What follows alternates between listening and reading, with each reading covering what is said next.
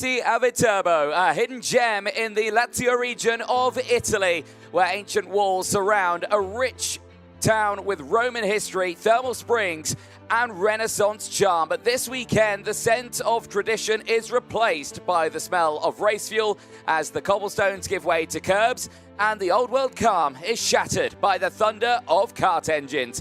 Viterbo may be known for its popes and palaces, but for the champions of the future, it's all about the finals that we're about to witness here at the Leopard Circuit.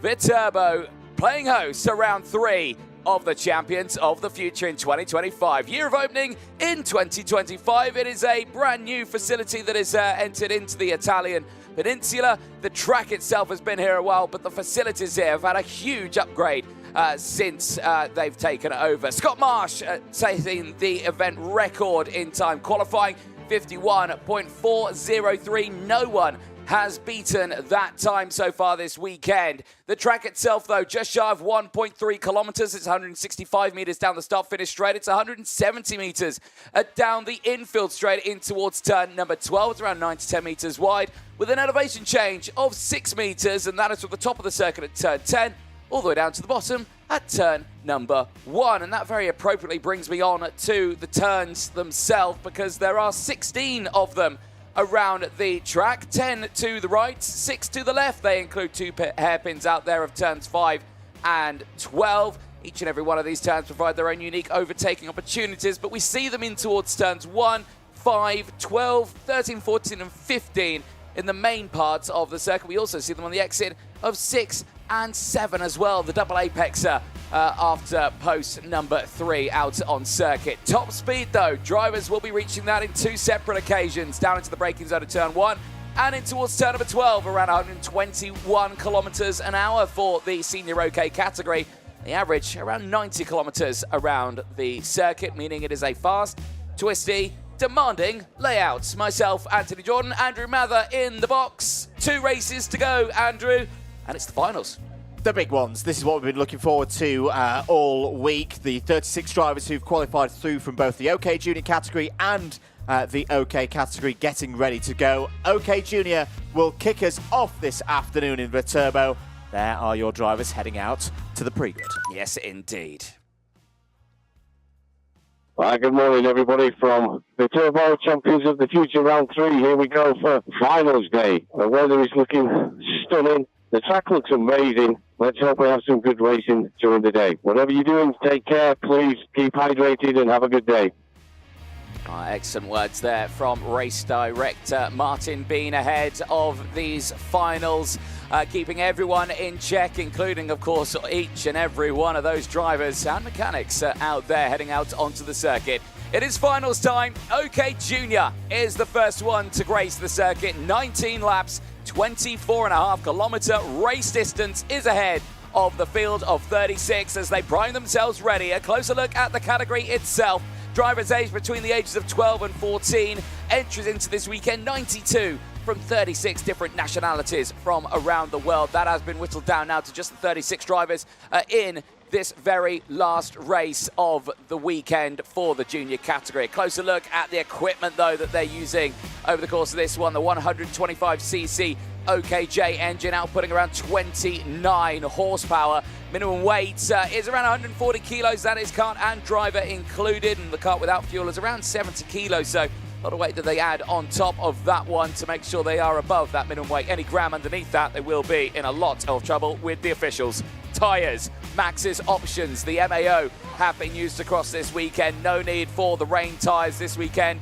Absolutely clean-cut sunshine all the way throughout it. And, of course, that tyre allocation, a brand new set now for this final. They've had 6 tyres over the course of the day, so basically a set and a half that they've had to deploy over the course of this one. And for some drivers, they waited all the way to the superheat that was earlier on today. For some drivers, they all deployed them yesterday in the qualifying heats. Well, for some of those drivers, the strategy worked out for them, including one young man who starts this one on the 7th row of the grid, Maxim Bobrajov, making his first final of the season in the Champions of the Future. He has not scored a single championship point up until this weekend. He's now on the board, and he now takes a seat in this final. I'm curious to see how he gets on. Dan Alamando and William Kalija will be your drivers on the front row of the grid for this one. Eli Christian is going to be one to keep a very close eye on as well. Third in the championship, starting P3 for this one. Baglin, who's P4 in the standings, starts this one P4 as well. He'll have Sebastian Eskandari and Iskender Solfakari on row number 3. Henry Domain, who was the championship leader going into this weekend, now demoted to second in the points. Alex Malota starting alongside him. Denny Bamacek and Evan Purcell lock out the top 10 on row number 5. Dean Hugendorn and Bruno Blanco go from row 6. Andrea Mani and Maxim Bobrozov starting on row number 7. Row 8 sees the American Michael McGoy joining alongside his fellow countryman Devin Waltz, who's had a very good run over the course of the racing this weekend. He started on the 8th row of the grid. Asher Osteen and Will Green will take the next row on row number 9. Jos Mulder and Bosco Arias go from row number 10. They'll have the likes of Juan Garciase of Mexico, who did great in qualifying but struggled in those heats. He now starts on the 11th row of the grid with Frasnelli alongside. Jesse Phillips and Turner Brown on row 12 from Benjamin Magnac and Manuel Miguez. Then it's Valerio Virpiana and Giacomo Justo on row number 14. Ludovico Mazzola and Daniel Miron go from row 15. They round out the top 30 with Gioli Girardello and Leonardo Gorski on row 16. Drew Waltz and Jean-Matteo Rousseau just makes it into the final after some trouble in the qualifying heats. They'll have Matteo Rivals and Priam Bruno, who round out the 36 kart field. As you can see, they're all down there ready to go racing for this one, and drivers trying their best to stay cool. Someone who's going to know about the temperature down there is Andrew Mather. Andrew, over to you. Thank you very much, Anthony. Welcome down to the grid for the first time today. Our OK Junior final is upon us. It's around 7.5 minutes away. Dan Alaman's just had his final little briefing from Deputy Race Director Dan Ashton. Dan, warm afternoon here in Italy. You've got your brolly out, but the heat out on track is going to build in this final. How are you feeling? Feeling very great. I have good speed all the weekend, so trying to make the same in the final and go on to podium. You had a little bit of a play earlier on with starting on the opposite side of the grid. It worked very well for you, but you've gone back to the normal side on driver's right. Talk me through the decision. Like, if the second make better start as me, I'm a little bit in the shit place, so I prefer to start inside as outside. Good stuff, Dan. Best of luck for you. Apologies for the language there. Driver very much ready for this one. A lot of emotion. Let's have a chat with William Kalija, who's had a great week so far. William, you've been in this position before many times on the front row of a grid. You're one of these 4 championship protagonists. You're the highest ranked of those 4 going into this final. How are you feeling? Obviously feel great. It's round 3 out of 5, so we just see how we go. Obviously the result will take care of itself. Obviously to do the best I can, be consistent throughout the race, and I hope I can get a decent result and keep the lead in the championship. We've seen this track evolve over the last 2 days, particularly this run from the outside. It's actually not a bad place to be. Often we say grid 3 is the better spot to be in. Do you reckon you can do something going into lap 1? Well, we can. I started second twice yesterday, and we were able to get some decent starts. We weren't able to jump P1, unfortunately, as we would usually drop down to P3. But we'll see how we go. I mean, it's very, very hot track, so the grip on the regular racing line, the grip around the outside will be really good. So if I just carry enough speed, we'll see what happens. Will, best of luck. I know you'll give it your best shot. We've got about 5 minutes before we get started with this one. Let's have a little chat with our winner in Champions of the Future the last time out, Noah Baglin. Noah, at the front again, you had tremendous pace earlier on this morning in the superheat. Do you reckon you can go back to back? Yeah, hopefully I have the same pace as the pre-final, and hopefully we catch Dan and William at the start. What I think they'll get into the lead and both go into T1, 1 and 2, but we just have to carry the pace onto the pre-final and do good here. The OTK products have been very strong this week, but you seem to be developing a bit more pace on a Kart Republic chassis that's been a high performer throughout the course of the year. What's made the difference this morning and through the superheats? Yeah, obviously the chassis has been very grippy today. Maybe not yesterday, but today it's been amazing, and loads of grip. And if we can have this pace like we did in the pre-final, hopefully we can have a good chance here. Best of luck. You'll give it a good go. Thank you. Let's have a chat as well, because we've got a couple of minutes before the 3-minute board comes out. Eli Christian. Eli, we've had a chat with Will, being one of those championship protagonists. You're in the fight as well. It's been a solid weekend. Got a decent run behind Dan into turn 1. Are you happy that he's chosen this side of the grid to start on? Yeah, finally it's nice to beat P3 without the guy in P1 changing lines. I think I can win the race. I have the pace. I'll see how it goes, and I'll try to get some points for the championship. What have you been doing since the Superheat? It's been a couple of hours for you to turn around. Have you just been keeping it chill, or has it been poring over the data again? Yeah, I've been looking at what I can improve. I've been trying to stay away from the sun, but I've been resting here. Good stuff for the chances for the race. Eli, best of luck. We'll see you out there. Thank you so much. There we go. We'll probably wrap things up at that point, less than 4 minutes before the start of this race. Big race this. 4 championship contenders, midpoint of the season. This is where the drivers really need to start getting momentum into the second half of the season. Lots to talk about here in OK Junior. Anthony, back to you in the box.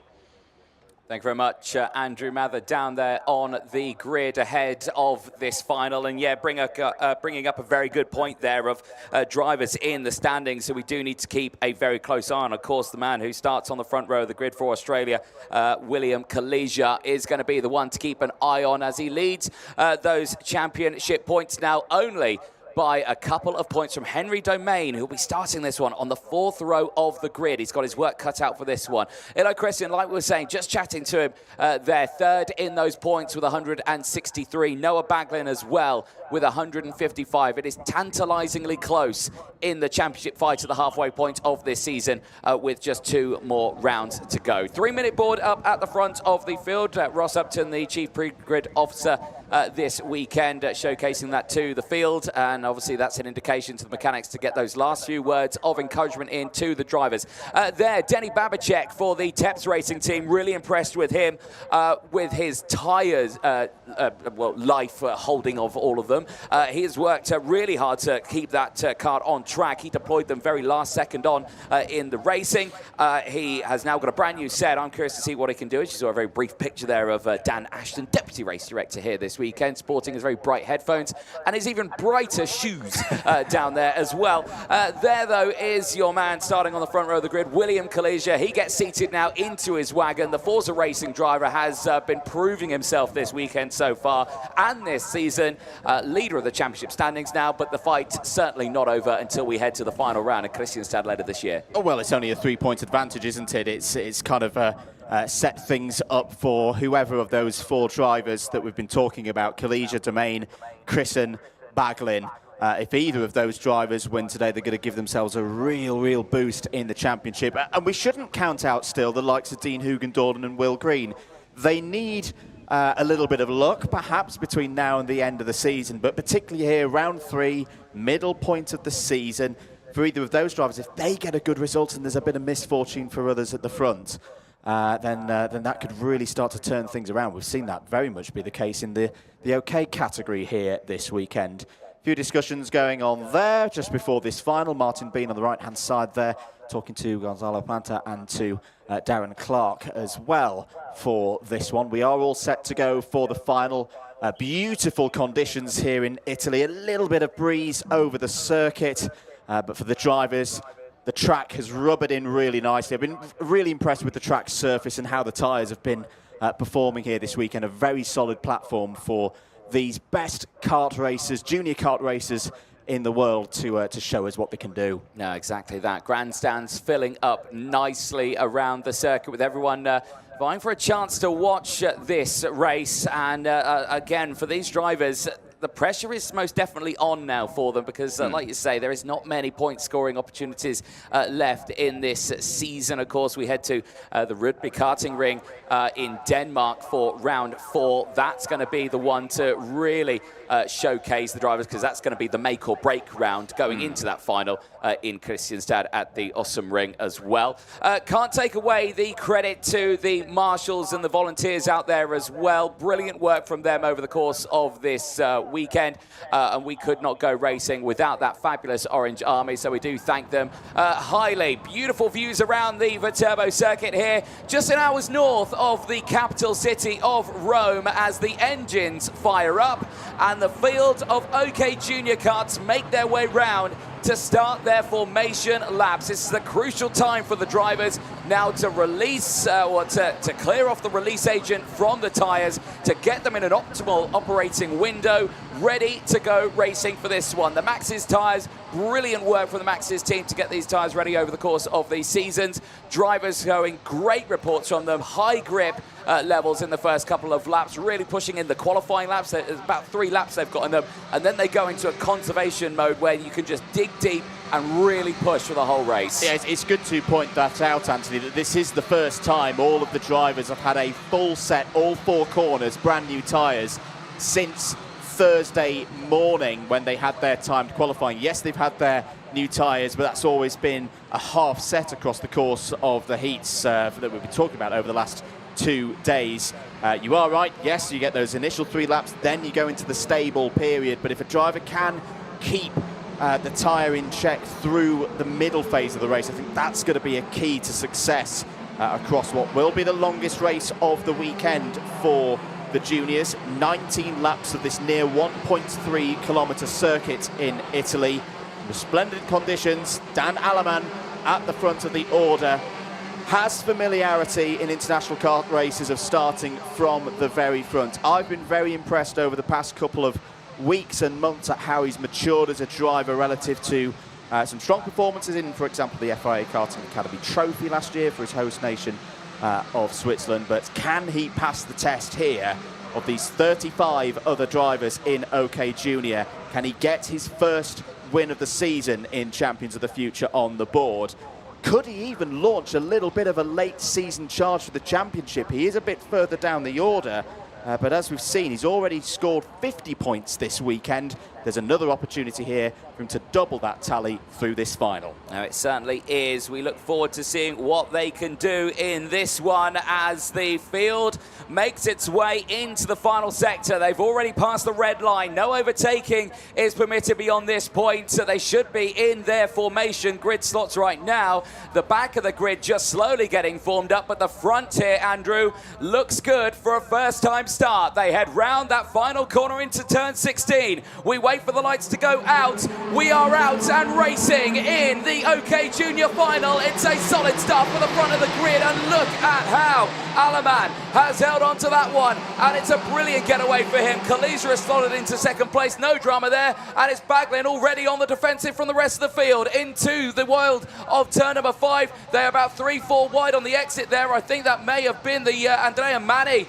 trying to get down the inside. He got sandwiched in the middle of the pack, a little bit of contact between the two of them, but they're all still running right now, and the entire field of 36 screams down from turn 11 into the hairpin at turn 12. Super brave stuff from William Kaliza off the start there to hold round the outside. Noah Baglin gave him the racing room through the exit of turn number 2. Oh, it's getting tight. 3, nearly 4 wide as they run down to turn number 12. In the second half of the pack, there's a spinner at turn 13.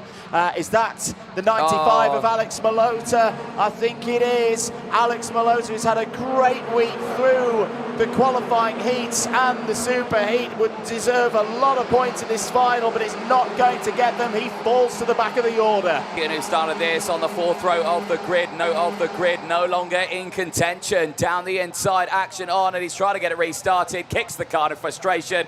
I'm out. That is disastrous for him. Absolutely, I really do feel for him there. Great weekend here in Italy, and it's all gone to blows in the final on the opening lap.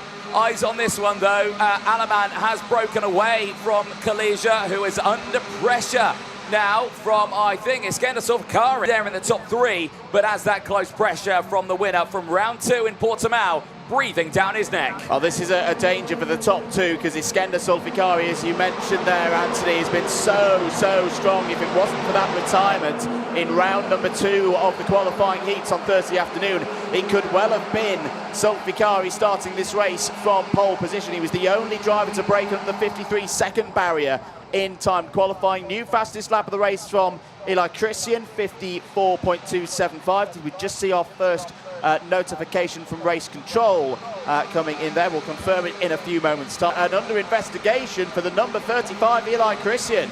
So that's not good news for the Canadian, who's lost 4 places in this race. We'll update as we receive more information. And we certainly will. Eyes focused on this right now. Of course, like we mentioned at the start of this race, everyone's back in that same boat. They're all on the fresh set of tyres. And we've got some side-by-side motions happening down in the background here. There's been a lot of big movements, actually. I'm going to point one out very quickly.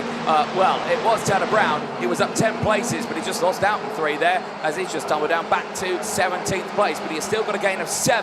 It's a very strong start to his race. Like I was saying, yeah, everyone's now back in the same boat, like we saw from qualifying. And around the first sort of qualifying heats as well, we did see those trains form in that early stage where everyone was on the same sort of tyres. We saw the racing really heat up in the latter part of the weekend, earlier on in the, of course, the super heats and those last qualifying heats yesterday, where we saw a fluttering of new tyres going on board and a lot of drivers waiting to deploy them. That really hotted up the racing. But now that everyone's got used to the circuit here, as changes down the inside there in the background, I think that's around the Via Piana battle, maybe the Blanco area of the grid as well. We'll keep an eye on that one as they head through. Yeah, they're all in that sort of same area, and it was, yeah, Bruno Blanco getting up into 11th place, Michael McCoy dropping down to 12th place now. Still in the points at the moment. Remember, it's the top 15 drivers who take championship points away from these finals. Dan Alleman at the moment is taking the full complement of 50 points in the championship stakes. William Kalija extending his championship lead. If things stay this way, it would be 21 points leaving Italy and heading to Rugby. Still very close. That's, of course, still a smaller number of points than a win for one of the heat stages. So all it would take is for Kalija to have problems either in Rugby or Kristianstad as the season goes on, and Domain with some good performance would be right back there. Noah Bagman right now is moving up to 3rd place in the championship on 189, 4 points ahead of Eli Christian, who, if you're just joining us, is under investigation for a potential incident earlier on in this race. Has also lost positions out there, currently running P7. Meanwhile, at the front, very similar performance to what we've seen throughout the weekend, as there is Christian down the inside of Domain for 6th place. Clean move there through turn number 5. But Dan Alleman again turning the pace at the front of the field, 53.734 that time around. His advantage is nearly a half-tenth of a second. It certainly is. Really strong performance for himself, and like you say, going purple again through Sector 1, so keeping that pace nice and high. Down the inside, Denny Babacek on the charge, gets past Domain, and Domain now under pressure from Hugendorn, who's going to look down the inside at 13, but thinks against it when the time they get there. Like I said, I mentioned it early on, Babacek really impressing me on his tyre wear, solutions management, that's the word I'm looking for. But yeah, no, he's really done a great job on this one, where he's pushed forward on this one. He had the old tyres all the way until the super heats. Now he's got the fresh boots, utilising those right now, and moving up the order now. 2-place gain, Chrisen next target on the board, but he's having to defend now because, they're fighting back. Domain and Hugendorn not wanting to lose out in places here. Track position is so important around this Viterbo circuit. The drivers have found that out. They've learnt about it over the past 3 days or so. So, you know, it may seem like, well, why is Babacek defending here? He's trying to solidify his position to prove to the rest of them, no, I am the guy to chase the pack down. Just got to trust me, and we can bring that second to Chrisen back. For Domain, though, it's got to be playing on his mind that he had a bit of trouble in the super heat earlier on this morning, was not too happy with things at the end of that earlier race in the morning. Blanco on the move again, another one of the Powellins moving up the order. That was actually Juan Garciase moving up to 23rd position. Domain has another little look there on Babacek into turn 5. Still has to hold in 8th place. It certainly does. Girardello making the moves there in that Parolin Motorsport machine. The driver at 78 currently rocking around in 25th place. Eyes on this one then. We're halfway through this race, Andrew. We're at lap 8 of 19, and things are starting to close in a little bit here. Chrisen right on that rear bumper of Sebastian Eskandari, and certainly piling on the pressure there is still that Hugendorn and Domain battle unfolds. Evan Purcell with that team change is there now, also closing in just behind, and again it's kind of waiting for that pin to drop of who goes first. Absolutely, they're into a good rhythm in this race now. On to lap number 9. Lead gap holding steady at 4.5 tenths. There is Sulfikari in 3rd place. What can the Forzas do at this stage? It's not the easiest circuit. It's not like a Valencia or a Kristiansand with some big long straights that you can work as a 2, do some bump drafting, bring a race leader back. Do get a natural bit of field spread around this track. It's very corner dense, the phrase we've been using throughout the course of the weekend. Only 1.3 kilometres, but still 16 turns for the drivers to negotiate. Here's another duo who will look to work together on different teams, of course. The Ward Racing at number 29 ahead of the Works Tony Kart outfit there for Eli Christian. But opportunities potentially as we go on to lap number 10. And to close that gap, Alaman now leads by over half a second. Yeah, he's just continuously putting that laps down. Again, I'm going to go back a bit and talk about what you were saying about that the circuit. As I do that, Christian's going to go for the move on Sebastian Eskandari. He's got that one done nicely up into P5 now. Has he waited just that little bit too long, though, to do any damage to Baglin and Sulfikari up ahead, because we're on lap 10 of 19. Time is very quickly running out. But yeah, as that was happening, I just want to go over the circuit that we were talking about. Loving the track here. Very different dynamic for the drivers from what we've had over the start of the season, of course. Campillos, very big, wide, open, undulating circuit. Portimao, very similar, long, straight, slipstream effects that they've had over the course of this one. Here it's been a real driver's circuit. Not only a driver's circuit, but a circuit where there's no real rest time for them either. They've got a short start-finish straight. They've got that small infield straight as well where they can just take a breath. But for the rest of it, it's a constant workout here. And with the temperatures being so high, I mean, we're just below 30 degrees here. It's been a real tough weekend for these drivers. It's been physical, really, really physical for the drivers with these warm conditions across the course of the weekend. Just as we were going through that, I was keeping an eye on the gap between Baglin and Christian, because another phase of things that we've seen across the course of the week is when a driver makes a move, they fall back maybe to about a second, 1.2 seconds. But if they've got the speed, and this is where you invest over the course of the laps, you just start to see the faster driver, the overtaking driver, start to come back again. That's what we're starting to see with Christian. 8 tenths is now the gap to Baglin, as we had a quick look there at Will Green moving round the last couple of corners on this track. Meanwhile, back in the top 10, this is your fight for 6th, 7th, 8th and 9th places. Warning flag is out for the number 62. Mazzola has had a 5-second penalty. That's a big shame for him, making it into the final this weekend, but not going any further. Manuel Maguez just got past Maxim Bobrikov. Now, of course, Bobrikov, this is his first time making it into a final. It's going relatively well for him. He's still inside the top 20. He's only down 2 places, but again, this is the first time he's really seen him in this sort of situation, which is a surprise to me, because he's a very talented young driver. He knows how to pedal a wagon, but we just haven't seen him in this final sort of situation yet this year. I think it shows the depth of quality in this OK Junior field. And Bobrikov, one of those drivers who's taken the big step from the mini formulas up into junior. It's a very, very big change, both in terms of power, the physical size of the cars, the physical size of the drivers as well. You often see Denny Babacek being a good example, another driver who's just moved in. As down the inside there, that's Evan Purcell having a go at Dean Hugendorn. Hugendorn off the racing line, but has recovered well there. This is all over 9th place. Heading up through turn 8, 9, immediately into 10. Very tricky section of the circuit. Sweeping downhill once again through 11. Is Purcell going to have an opportunity here? Support from the track, 62, contact advantage 11.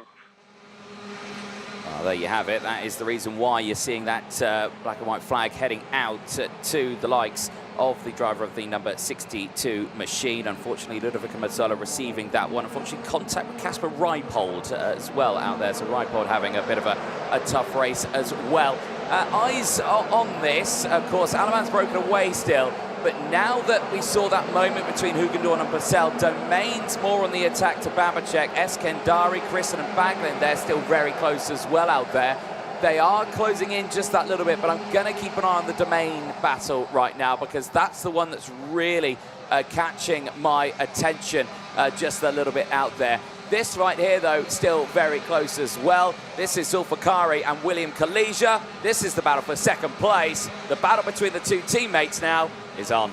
It's very much on, and I think we're going to start to see a realisation that they're not going to catch Dan Alaman on sheer pace here today. So for Iskender Zulfikari, he's going to have to find a way through. Has had moments with Forza Racing teammates earlier on in the season. Remember back to Portimao in the qualifying heats. Had a bit of a clash with Henry Domain, if my memory's serving me correctly. But Iskender Zulfikari's driven very, very well so far this weekend, as is William Kalija. Biggest mover in this race is Manuel Miguez. 14th place now for Miguez and up into the championship points paying position. Started this race 26th, is now up 12 positions. That is a magnificent run from Manuel Miguez, because we are starting to see a bit of a return. We saw a good amount of overtaking yesterday, but I did wonder whether this would be the case, as Hugendorn has a look down the inside of Domain and does take 8th place there. Because everyone's kind of in the same part of the cycle on tyres, there's not as much delta and pace advantage for those on newer tyres, because everybody's on new tyres. So to gain 12 places in this kind of race, that is tremendous from Miguez. Oh, still kicking off, though, further down there in the pack. Action happening thick and fast throughout the field. That is around the Maxim Bobachov Bosco Arias area. Arias and Mulder gaining places there. Maxim Bobachov now into 19th place, and has Will Green for company just behind. Lap 16 now of 19. Things starting to fall into place here now for the drivers, and again my attention is eking towards second and third place. William Kalija and Iskender Zulfikari, you can see the pace is quick between them, but my eyes will focus more on Baglin, who's just behind him. Personal best, sector 1 on this lap. He is closing in and making it a 3-car battle for second place and the last spots on the podium. And it's such a tight championship battle. This could be really important for the likes of Kalija and for Baglin. Zulfikari might have a role to play here within the Forza Racing ranks, because Baglin in the second half of this race is looking good again. That longevity through these races, like we saw in the Superheat earlier on this morning for Noah Baglin. Good through turn 6 and 7 there. But again, where's he going to make the move? Where's he going to make the attempt? Down into turn 12 is a pretty good spot. Here they go now down into that part of the circuit. What does Zulfikari do at this stage? Just hold station. I think that's the right tactical decision for me, Anthony, to keep this double podium in Forza's hands. No, exactly that. They've done a brilliant job so far with their drivers, but Baglin looking a little bit more comfortable there on that Prema Racing machine as they exit out of the snail section over the start-finish line. Zulfikari is dropping back now from Kalija into the clutches of Baglin, who will go for a move if he feels he's got the momentum to do so. But right now into that first major braking zone at turn number 5, he thinks against it and stays behind. The time very quickly running out here, Andrew. Last lap board will be out to the field this time. It is make or break time for these top 4 drivers. Got to think about those points as well. Kalija at the moment has an 18-point advantage over Christian. Baglin knows, though, he could be up into second place if he can get past both of these two drivers. He may not need to, of course, with Christian under investigation through the complex once again, using the slight banking through turn 13. Good pace from William Kalija. He's staying calm at the front of the field. Last lap board is out. Dan Alaman is less than 1.3 kilometres away from one of his biggest karting victories. His lead is 1.7 seconds, but we've got an almighty scrap going on for not just one place on the podium, but 2 places on the podium. Kalija still leads from Zulfikari and Baglin. No movement yet between these drivers, and I've just got to be thinking about what Dan Alaman is thinking right now. Of course, like you say, not taken a victory in the season so far. He's going to become the 3rd different final winner in less than half a lap. If he can maintain that cut, I can imagine he is just fully focused in there, and he won't relax until he crosses that start-finish line, which is just 2 corners away. out of the last couple of corners for Switzerland and Ward Racing. The young man steps up onto the winning scene in OKJ. It is Dan Aleman across the line. He wins here in Viterbo. It's a beautiful sight for the young Swiss driver. A Leicester flag finish after a superb round in qualifying and those qualifying heats. Finally, he can celebrate on the top step of a podium, and that's what it means to the Ward Racing team and their young man. It's taken so much effort over the course of the 2025 season, but the young Swiss has delivered finally, and look what it means to him. Absolutely superb drive for him, lights the flag, and not only that, but clear by 1.6 seconds from the rest of the field. William Kalesia secures still his lead of the championship standings heading into Rodby for round 4. He leads with 221 points. Chrisan is still second in those points. Baglin third. For Dan Aleman, he steps up the order now into the 100 points, 6th in the points. There's a look at your full classification after that race. It is Aleman from Kalesia, Zulfikari from Baglin, Chrisan from Eskandari, who rounds out the top 16, Hugendorn from Denny Babacek.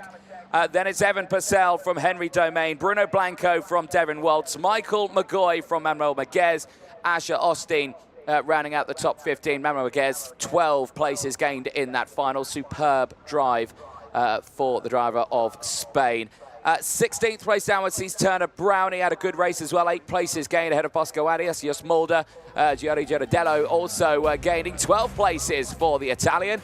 Finishing inside that top 20, Valerio Villapiana rounding out the top 20 with a 7th place gain. Green, Waltz, Garciase, Bobajov, Phillips from Mani, Rousseau, Miron, Frasnelli, Rivals, Magnac, Bruno, Gusto, Gorski and Mitzola round out the 35-kart field. Alex Malota, the one and only retirement from that race. Is a big shame for him. In towards Parc Ferme, they all have to get checked over, of course. Minimum weights need to be checked. Any nose cones need to be checked as well. For Dan Aleman, I don't think he's going to have any worry to that one. Lights to flag finish for the Swiss driver, and the celebrations come in thick and fast. Aleman is on top here in Italy.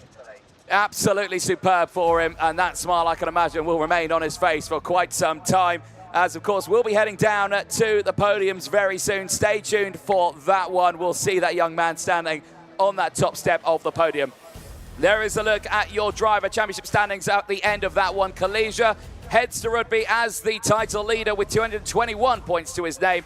Eli Christian of Canada steps up to second in the points ahead of Baglin, who moves third. Still very close in those points. Domain, with that result, does drop down to 4th, but still in that fight with 184 points to his name. Hugendorn now 5th from Dan Aleman, who steps up to 6th with 105 points. Iskender Solfakari just 4 points behind him with 101. Will Green, Lucas Sell and Luke Tal round out the top 10 in the championship standings with 2 more rounds to go as we head to the Rodby karting ring in the south of Denmark for the 4th and penultimate round of the championship. We look forward